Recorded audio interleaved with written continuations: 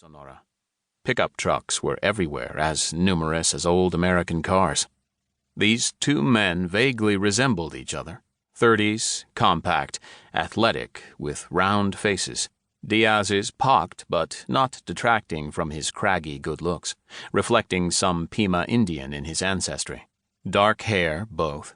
Evans's face was smoother and paler, of course, and a little off-kilter. Eyes not quite plum. Handsome, too, though, in a way that might appeal to risk-taking women. They were in jeans, running shoes, and short-sleeved shirts, untucked, which would have concealed their weapons, but they weren't carrying today. So far, there was no reason for anyone to wish them harm. That would change. Some tourists walked by. Hermosillo was a way station for people traveling from the U.S. to the west coast of Sonora. Lots of people driving, lots of buses. Buses. Evans lowered his voice, though there was no one near. "You talked to your contact this morning, Al?" Evans had tried out shortening the Mexican agent's name when they first met, to see how he'd react, if he'd be pissed, defensive, hostile. But the man had laughed. "You can call me Al," he'd said, the line from a Paul Simon song. So the test became a joke, and Evans had decided then that he could like this guy. The humor also added to the infrastructure of trust. A lot of people working undercover think that saying fuck and making jokes about women creates trust. No. It's humor. "See, and from what he say, I think our job, it will not be easy." He took the lid off his coffee and blew to cool it, which Evans thought was hilarious. "His security very tight. Always his security man, a good one, Hoss, is with him. And word is they know something's planned." "What?" Evans' face curled up tight. "A leak?"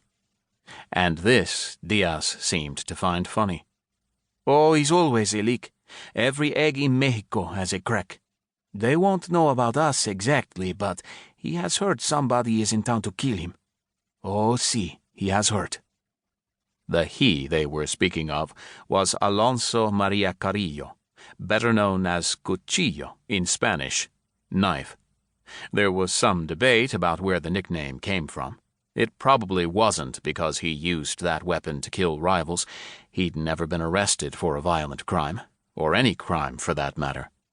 More likely the name was bestowed because he was brilliant.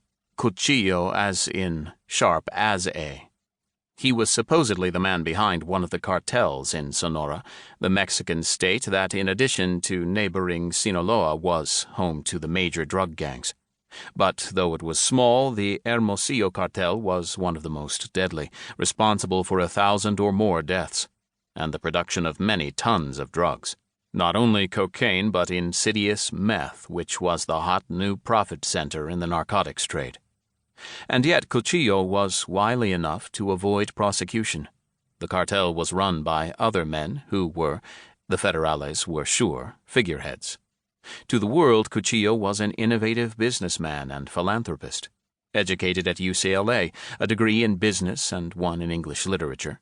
He'd made his fortune, it appeared, through legitimate companies that were known for being good to workers and were environmentally and financially responsible. So due process wasn't an option to bring him to justice. Hence the joint operation of Alejo Diaz and P.Z. Evans, an operation that didn't exist, by the way, if you happened to bring up the topic to anyone in Washington, D.C. or Mexico City. "So," Evans said, "he suspects someone is after him.